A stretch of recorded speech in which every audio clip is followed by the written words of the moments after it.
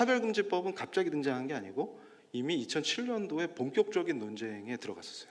그런데 잘 막았어요. 그러니까 우리가 축적한 경험이 어디 있냐면 교회가 얘기하면 잘 들어주는 정부 시절에 했단 말이에요. 그러니까 지금 어떤 착각에 빠져 있냐면 그때 했던 경험을 바탕으로 계속 그렇게 하면 된다고 생각해요. 그게 뭐예요? 경험의 한계다. 두 번째 한계는 컨텐츠의 한계입니다. 우리는 어떤 것도 무섭을 게 없는 사람들이에요, 크리스찬들은. 근데 뭐가 무서우냐면 잘못된 가르침, 거짓 진리, 이게 더 무서워요.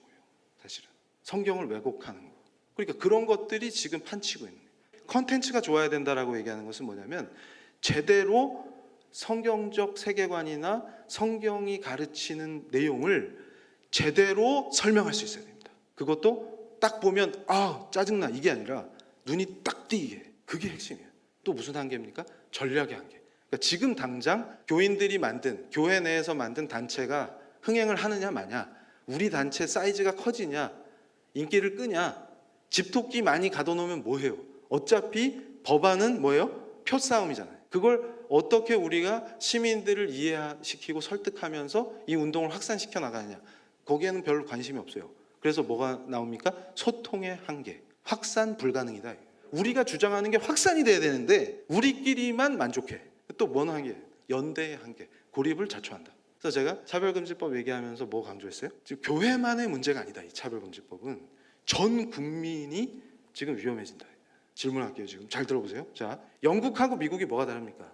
동성혼이 합법화 됐어요? 영국, 미국 다 합법화 됐죠. 동성결혼 가능하죠, 법적으로. 똑같이 동성애니 뭐니 난리가 났는데 영국하고 미국이, 영국이랑 미국 둘 중에서 어느 나라가 좀 더 나아요? 미국이 더 낫죠. 그 차이가 뭐예요? 법의 차이예요. 그러니까 표현을 법으로 규제하냐 안 규제하냐, 이거 되게 중요하다는 거예요. 우리가 빠른 속도로 산업화한 것뿐만 아니라 민주화도 이뤄낸 그런 나라잖아요. 근데 민주주의의 보루가 어디 있습니까? 표현을 억제하고 표현을 억압하고, 이렇게 되면 문제가 생기는 거예요. 차별의 핵심에서 여러 개 차별 사유가 있잖아요. 예를 들어서 교육이 들어갔다. 그럼 어떤 문제 발생해요? 채용 시장에서 난리가 나버립니다. 그럼 이제 우리가 평등이나 앞으로 공정이나 이런 문제에 대해서 어떤 관점에서 우리가 대한민국의 헌법 이 질서 안에서 자유민주주의를 더 발전시키고 더 아름다운 나라가 되냐를 고민해야 되는 시점에 정신 나간 이데올로기들이 집중 폭격을 해가지고 오히려 젊은이들의 희망과 삶의 터전을 빼앗고 있다. 우리가 누구와 지금 상대를 하고 있는지도 이해를 못하면 우리끼리 모여서 자기 만족적인 걸 하면은 망하게 돼 있어요. 그래서 여러분 아마 기억하실 거예요. 교회에서 한동안 NAP 반대해야 된다 막 들어보셨어요 혹시? 그래가지고 NAP가 뭔데? 국가인권정책 기본계획이에요. 지금 문재인 정부에서 시작한 게 아니고 옛날에 이명박 박근혜 정부를 거쳐서 온 거란 말이에요 이게. 근데 그 용어 자체가 뭐예요? 계획이라고, 계획. 제가 오늘 교회에 강연하러 갔더니 그걸 법률인 줄 아는 분, 그게 차별금지법이다 이렇게 생각하는 분, 시행령이라는 분, 뭐 난리가 났어. 그러면 개정해달라 그래갖고 계획서를 바꿨어요. 그럼 무슨 효과가 있어요? 여러분은 방학 때 계획 세우면 그대로 하시죠? 맞아요? 그러니까 뭐에 지금 힘을 빼고 있냐는 거예요. 이미 차별금지법을 했던 나라들에서 생겨난 부작용이나 이런 것들을 얘기하는 거는 법안 나오기 전까지, 법안이 나오면 어떻게 돼요?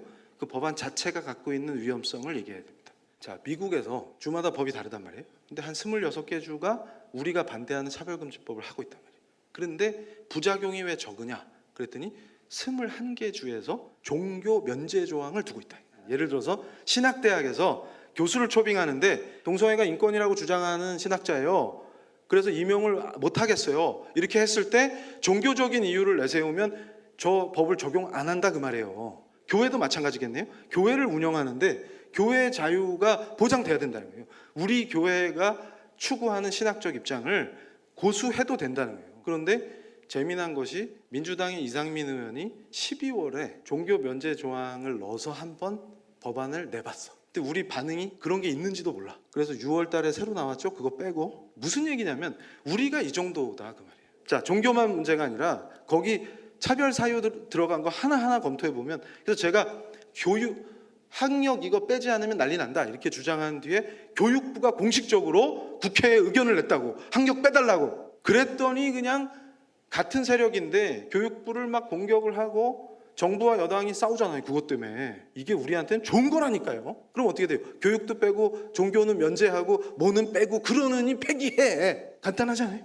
그런데 지금 왜 위험 상황이냐면 제가 그랬죠. 동성애 반대 설교만 해도 형사처벌된다. 그 얘기 하지 말라고. 한번 가짜뉴스 프레임이 씌워지면 그 뒤에는 우리가 어떤 진실을 말해도 우리의 동료 시민들, 국민들이 우리 말에 귀를 기울여 주지 않습니다. 지금 전 국민의 표현의 자유와 종교의 자유를 위해서 자유권을 지키기 위해서 대한민국 헌법을 지키기 위해서 우리가 반대하는 거지, 교회가 이기적이라서 반대하는 것도 아니고 특정 집단을 혐오해서 하는 거 절대 아닙니다. 그렇게 얘기하자고 했죠. 그런데 형사처벌 얘기해갖고 오히려 가짜뉴스 프레임에 걸려든다. 그러다 심지어는 이제 형사처벌 저 얘기를 관철하고 싶어갖고 설교를 광고로도 볼 수 있다. 이런 주장까지 나왔어요. 이제 우리가 정신을 차려야 한다. 그 얘기를 드립니다. 무조건 반대하는 집단이 돼서는 안 됩니다. 미혼모 가정에 대해서 우리가 사랑으로 교회가 품지 않으면 어떻게 낙태 문제에 대해서 낙태 반대 목소리를 낼 수 있습니까? 이걸 율법주의적으로 천편일률적으로 정죄하는 메시지들을 막 내놓으면 우리가 어떤 사람들로 보이겠어요? 이거 생각하라는 거예요. 우리 교회가 해야 될 일과 법의 한계와 이런 것들을 인식하는 기본 하에서 우리가 성경적으로 크리스찬이 합당한 주장을 할 때 의미가 생기는 겁니다. 오히려 우리는 반대만 하는 집단이 아니라 거꾸로 그럼 어떻게 합시다. 무엇이 성경적인지를 내놓고 그것이 왜 안 믿는 사람에게도 복이 되는지를 우리가 설명하고 설득하고 우리의 운동을, 우리의 세계관을, 성경적 세계관을 확산시킬 수 있는 사람들이 되어야 한다는 것입니다. 내가 집사로서 혹은 장로로서 우리 이웃에게 어떤 가정이 하나님 보시기에 합당한 아름다운 가정인지 바로 우리가 삶으로 보여줄 수 있어야 한다. 그걸로 끝나면 안 되고 플러스 그 의미들을 전할 수 있는 그런 사람들이어야 된다. 그래서 왜 아이들을 성경으로 키워야 되는지, 말씀으로 키워야 되는지 이런 것들이 우리를 통해서 퍼져나가야 돼요. 이게 세계관 전쟁입니다. 진정으로 예수님께 의지하는 오직 예수의 사람들, 제자도를 실천하는 주님 다시 오실 때까지 그 사람들은 항상 성령의 역사와 함께하기 때문에 강력해질 수밖에 없다고 저는 확신합니다. 우리 교회의 역사는 결코 만만치 않아요. 위협과 어려움이 항상 직면해 오지만 우리는 항상 승리합니다. 그 관점에서 가자는 거예요. 과연 참 크리스찬이라면 교파를 초월해서 우리가 같은 목소리를 낼 수 있다는, 왜냐하면 우리가 믿는 예수님이 오직 유일하신 구세주시니까 동일한 예수님을 우리가 나의 주, 나의 왕으로 고백하는 거 아니에요? 그렇기 때문에 우리가 함께 할 수 있습니다.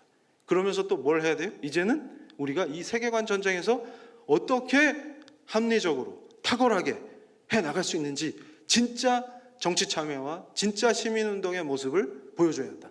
예레미야 7장 3절 말씀에 뭐라고 합니까? 너의 길과 행위를 바르게 하라. NIV 영어 성경에 그 바르게 하라 그 동사가 reform이에요. 개혁하라. 개혁은 새로운 걸 하는 게 아니라 본질로 돌아가는 겁니다. 말씀의 권위가 우리 삶에서 회복되는 겁니다. 말씀의 권위가 회복된 우리들의 삶이 가장 강력한 무기라는 것을 제가 이 자리에서 강조합니다.